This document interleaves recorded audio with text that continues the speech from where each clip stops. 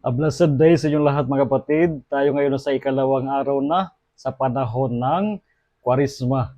Araw ng Huwebes, pagkatapos ng Miyerkules ng Abo o Ash Wednesday. Tayo ay naiyahan sa ating Ebanghelyo bilang mga naghahanda ng ating sarili sa ating pagyakap ng mga observance of Lent, ang prayer, fasting at mga kawanggawa.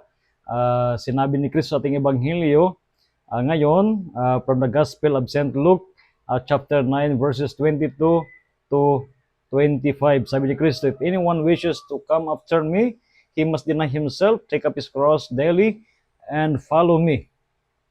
Kaya alalahanin natin na hindi madali ang mga bagay na dapat natin gawin sa pagkurispa. Ito na ngailangan ng pagsasakripisyo, ang paglimot sa sarili.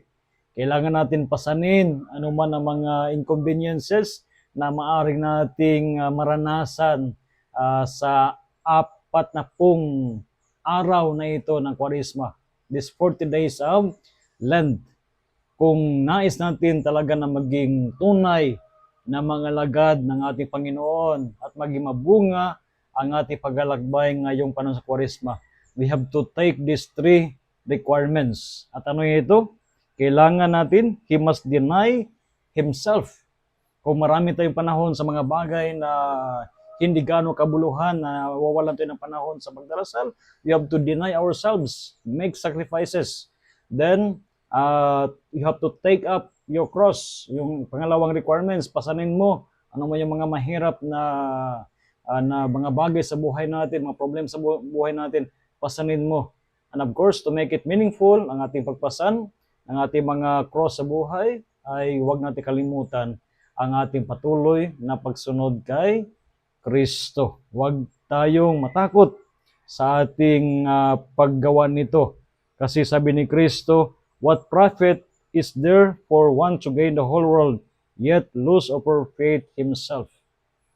Ano ang mapapala isang tao na masa kanya man ang buong mundo, subalit ang kapataman nito ay ang kawalan ng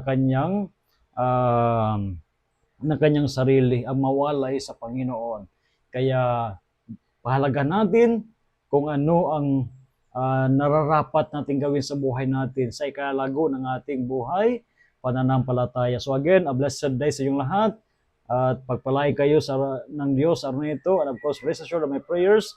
I invite you to share this Salmo Salita video sa inyong mga kaibigan. Gawin natin viral ang satang Diyos sa larangan ng social media. So again, God bless and ingat po kayo lagi sa araw na ito.